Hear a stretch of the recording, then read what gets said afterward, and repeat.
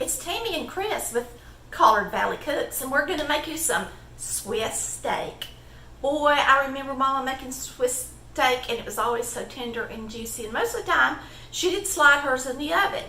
But today we're going to make it on top of the stove in a braiser. But if you've got a crock pot or a Dutch oven, you could use those as well, but it needs to be something that's closed up and it's going to cook slow for a couple of hours. We are chopping up a little bit of bell pepper, and I thought I'd throw some of this bell pepper in it. We're getting it out of the garden and it needs to be used. So we grew this bell pepper. All right, I wanted some little ones for flavor, and I'm also going to put in some larger pieces. And now we're going to chop up this onion.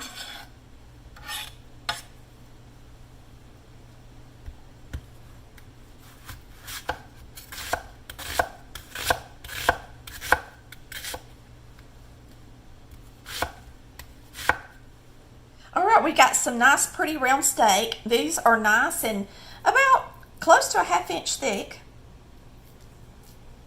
So what you're going to do is place a couple of steaks out on your board, and you're going to do them all this way. You're going to salt and pepper them, flour them, and beat them. So I'm salting, and then I'm going to pepper. Okay, for the beef, Chris has already beat 2 of them, so the counter's kind of messy because it's a lot of work on my arm, so I was just going to do one for you guys. So you're going to take your steak and put it on your cutting board. And we're going to salt and pepper it good, and then after I salt and pepper it, I'm going to trim the fat off the edges. If you don't, it's really hard for the beef to actually get tenderized because it wants to hold its shape around where the fat is. So I'm going to go ahead and salt and pepper this side.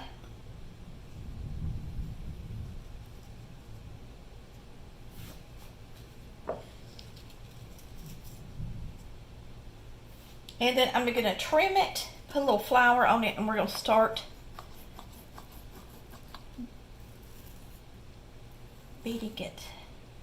This is pretty tough, I can tell you right now, because this is a good knife. It's a pretty tough piece of meat.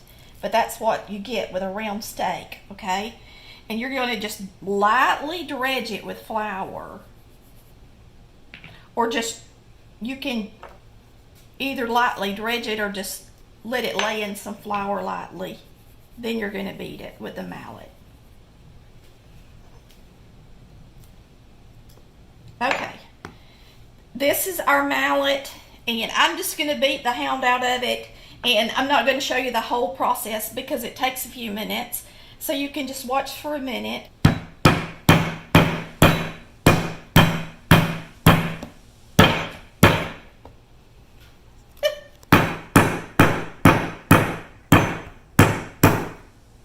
And some of you, your mom might have let you do this part and it was fun to you as kids.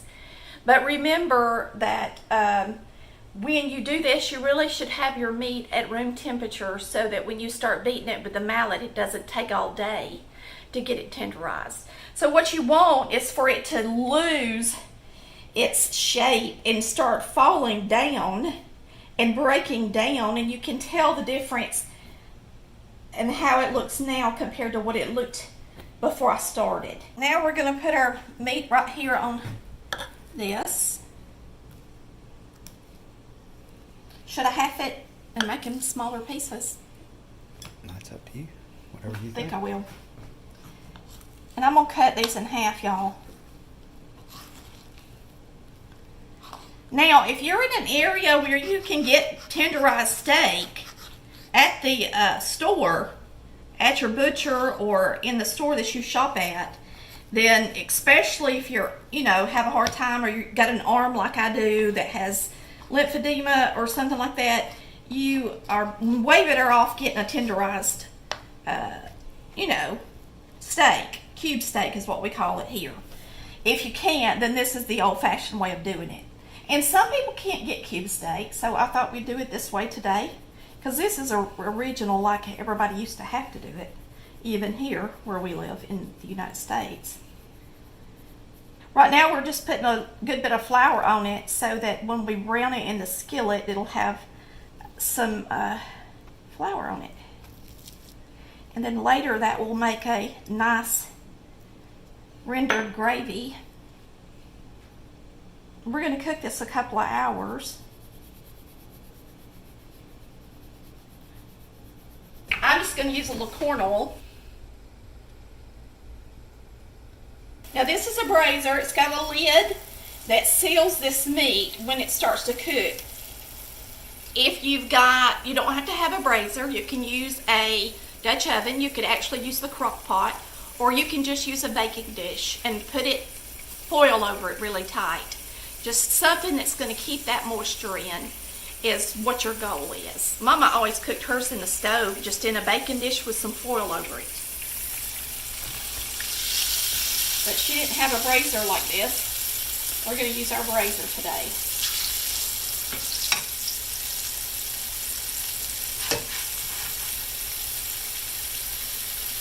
So you're just going to want to brown this really good. And then we're going to take it out once it's brown. And saute our onion and bell pepper that we cut up.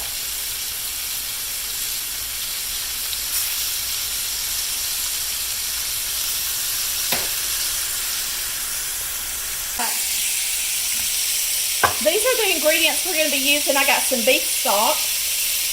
I've got some roasted garlic powder, some onion powder, paprika, Worcestershire sauce, Worcestershire is what I call it, and some diced tomatoes. And I'm using a couple of cups of the stock, and then I'm also going to use my favorite steak seasoning. You can use any you want, but mine is Weber Steak and Chalk. We're going to flip this over and let it continue to brown on both sides.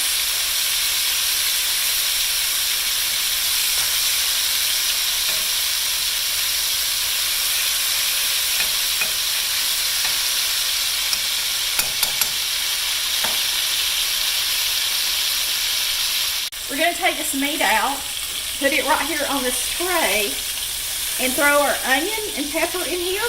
Now I'm going to slice up some garlic, but I don't want it to go in here with my onion and pepper. If you let garlic get too hot, you can burn it and make it bitter, so I don't want to do that.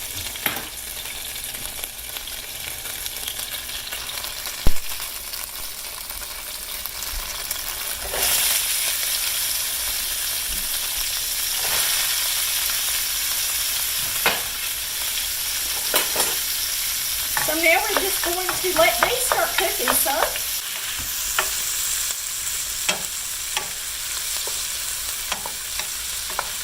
Looking good. We're going to make some green peas. Now you can steam these in the bag, but we're going to put them on the stove in some stock. We're using some stock in our Swiss steak, so what I'm going to do is use some of it in these green peas, and I will let these simmer and cook on the stove top while our steak is cooking. I'll just have them down on a really low temperature. I'm going to add just a little bit of salt to it. I don't really want to put any pepper in there. And I'm going to put just enough water to cover them.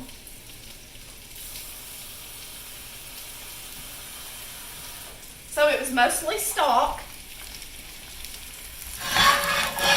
And I'm going to put it back here on the stack eye and let it start simmering for supper tonight. It'll be good.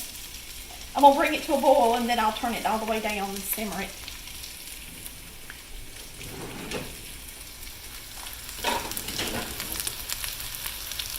Now we're going to put our meat back in our braiser.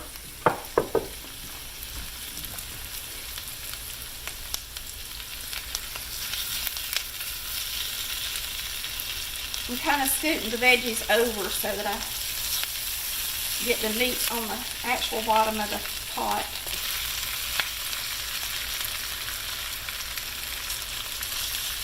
Pour the juices in there with it. Now we're going to put in our spices. I'm just going to use some steak and chop, about a teaspoon. I'm just going to sprinkle paprika in it good.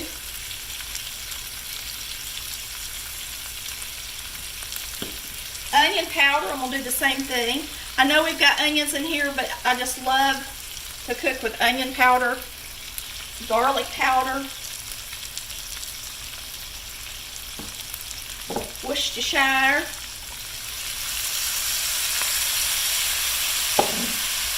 fresh garlic, and I just sliced it up. And now the next thing is tomatoes.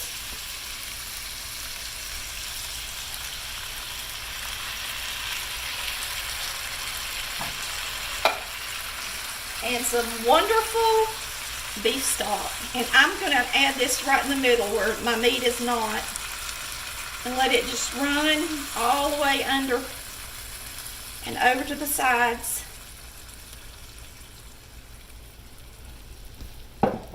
And really you should have enough liquid in here to just cover the top of the meat.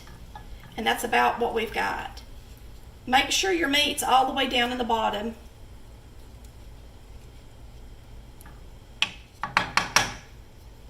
And then in an hour, I'm going to flip it. So I'm going to cook it for an hour on low. Then I'm going to flip all the meat, make sure it's down in the bottom again, and cook it for another hour. I've got just a little bit of beef stock left after putting it in my peas. So why not just throw it in this steak? And that way I know it's good and covered then. I mean, there's just barely any in there, probably about a quarter cup or so. So you're going to want to get a good bit of liquid in there. I don't know what kind of pan you're going to have and how deep it is, but it's just according to what you're using. You could have it in the baking dish if there's just a couple of you. I mean, you can make a little Swiss steak in a small square baking dish and put some foil over it. Just use your judgment and just follow our directions. You don't have to use the same amount of spices because I didn't really give you an amount. Just sprinkle everything good. And we will see you when it's time to eat with some good creamed potatoes, peas, and Swiss steak. Now this is one meal that makes you hungry because it cooks for so long and the house smells up and you just get so hungry for it. So by the time it gets ready, you're going to be hungry for it. And I've tasted it and it's delicious. So what we're going to do is put us some potatoes on our plate.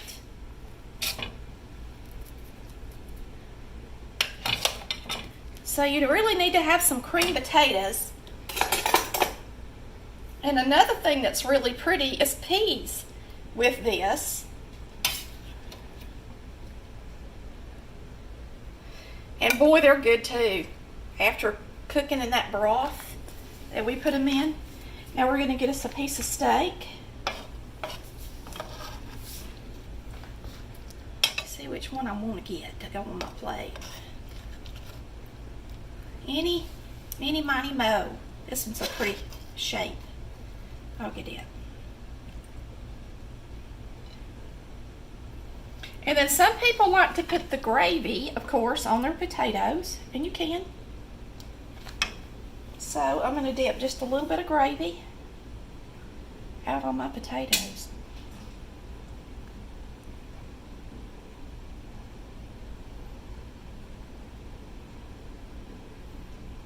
Put a little extra gravy on it.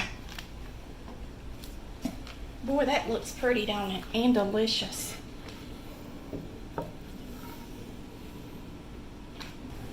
All right, it should be really fork tender, so we shouldn't need a knife. We're going to see how it turned out.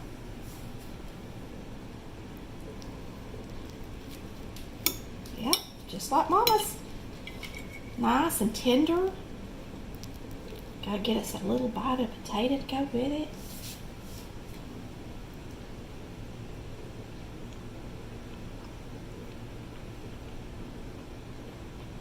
Mmm.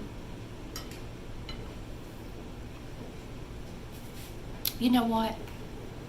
You really should buy the meat and pound it because it has a different texture than cube steak. It's more like steak. It is so good, y'all. Woo, this is a good supper. I hope you've enjoyed watching Collard Valley Cooks. Yummy. Where we cook like Mama did. Bye, y'all. Love ya.